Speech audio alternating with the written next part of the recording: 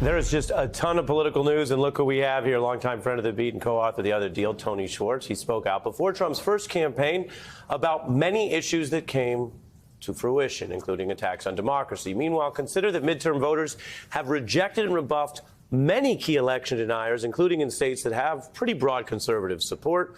The big lie is a losing platform.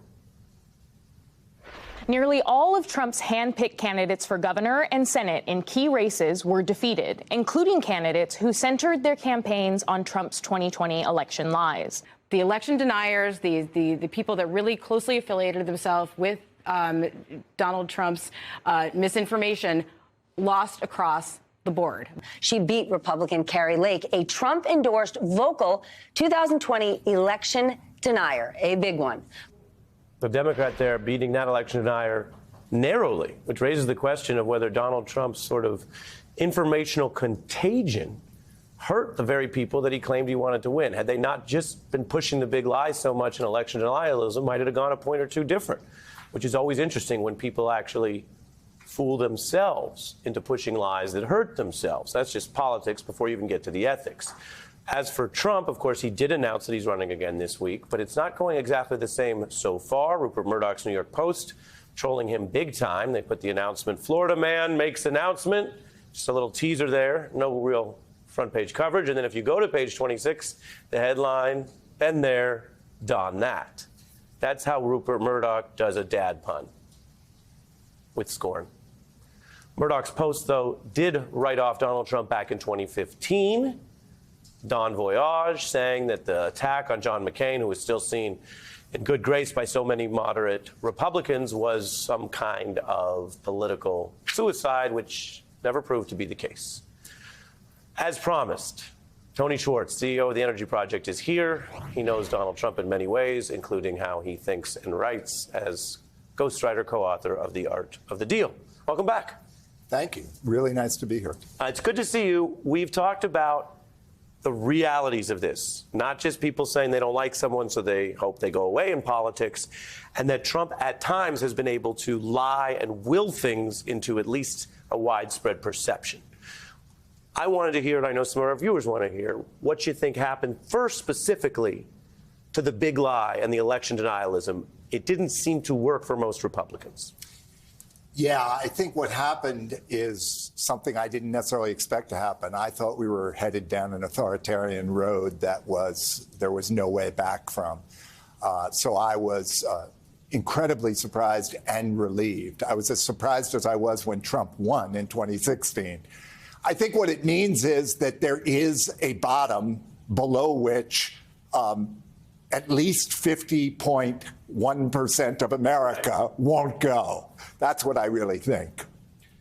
Do you think skill is part of it? These people weren't as skilled at lying and trying to summon the type of grievance that at least partially worked for him in 16. Well, I mean, look at the reality of it. Herschel Walker may be the worst candidate ever to run for the U.S. Senate in our history. It's an opinion. Mehmet Oz was clearly a weak candidate. There's no question that these folks they chose, or these folks Trump chose, were not up to the job of even running effectively. So, yeah, I don't think there's any doubt that if the candidates who would otherwise have gotten these nominations in the Republican Party had gotten them, that the Republicans would be much happier right now. Yeah.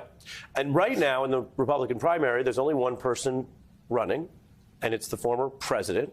And he ran earlier than most. I'll show you a few headlines here. We haven't covered this a ton this week. I've told viewers we're going to be fair and we're going to try to be responsible in how we cover all the candidates. But here's some headlines as it is playing.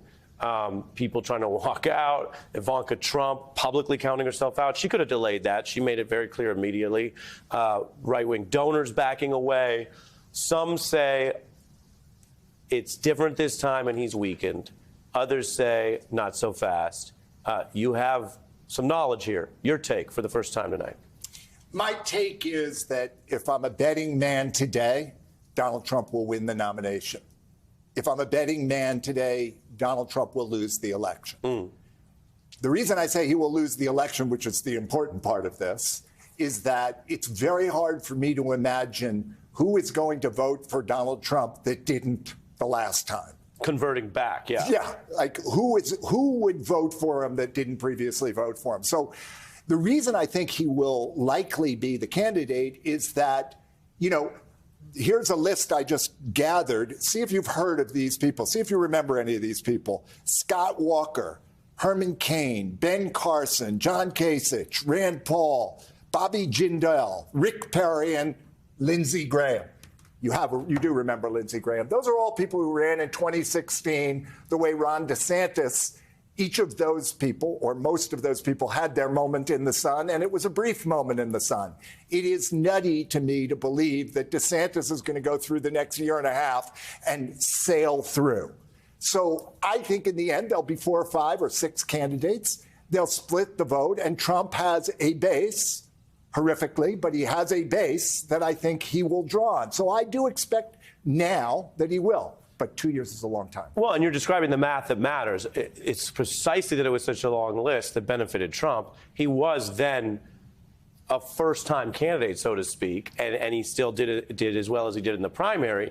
If they all got behind one conservative alternative, which is a kind of a classic game theory thing, does Ted Cruz, who feels that he came in second last time, or Josh Hawley, who apparently thinks he's a real star, do they just get out of their way because some donors and media figures like DeSantis? I don't know. Here's Hawley laying down a marker that he wants to say the GOP cannot live on.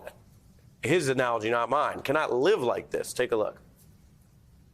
I think that this election was the funeral for the Republican Party as we know it. The Republican Party, as we have known it, is dead, and voters have made that clear. Yeah, I mean, I believe that what's going to happen is that 5, 6, 7 people, Pence and a bunch of others, are going to jump into the race, and that we're going to see them picked off in the primaries. Because if there are 5 or 6, 1 or 2 are going to go with each one. But, I also am humble. I've said things that have turned out not to be true. Well, it's my job to ask follow-up questions. Would you please? I would say, are you? Am I humble? Yeah. I am, in the sense that I do not believe the Donald Trump threat is gone. I would like to take humble a victory lap. You're humble about not getting ahead of the unknowable future and how things are going to unfold. That's correct. Understood. Are you asking me if I'm generally humble? I asked the question. You answered how you want, as all my guests answer. Yeah. I value humility. Respect.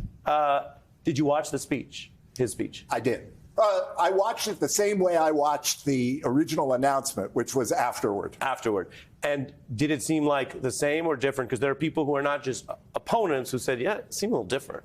No, I thought it was astonishingly different. You did? Yeah. Oh, I did. In what way? He was soporific. He looked like he'd taken Valium. You did feel that, because you know him. You've sat Oh, in the room with him, yeah. and he seemed, what, low energy? Low energy, yes. Sorry. It's not a bad nickname for him. No, he definitely seemed low energy. And I think that if you compared it to the 2016 announcement, that had, as crazy as it was, that had an electricity. And I think the reason it was low energy is not that he was fatigued, it's that he was trying to read. And he barely can read. So when he does that, he always seems incredibly awkward, which is why he goes off and starts speaking extemporaneously. Well, reading can be tiring. Reading can be tiring, particularly if it's not something you're especially skilled at. Yeah, and if it's not you. I mean, No. I don't know if you're exactly. familiar with the great rapper Ransom. Well, Ari, you educate me on rap every time I come here. Hardest thing in the world to be is something you're not.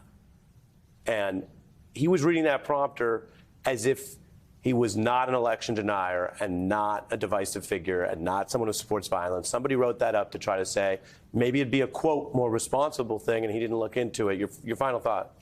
That Trump sees the world in a completely binary way. You are either a winner or you are a loser. If you're a winner, you dominate. If you're a loser, you don't exist. You're nobody.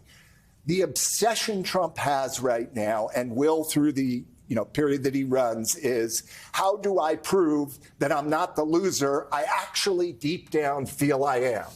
And that's where his attention will be for the next 2 years, not on what happens to America. Yeah, that's an important point, and endlessly seeking external validation without ethics or a purpose can be quite enervating. Ari Melber, thanks for coming. Hey, I'm Ari Melber. Thanks for watching The Beat. I wanted to let you know I'm writing a foreword to the January 6th committee's full report, which is coming out soon from HarperCollins. You can go pre-order the book right now, and it'll come to you first when the report comes out in the fall or whenever the government releases it. Just search Melber Jan 6 on Amazon or your favorite independent book site and click pre-order. You'll be the first to get both the report and my new piece on the coup conspiracy. You can also go to melberbook.com and order it there.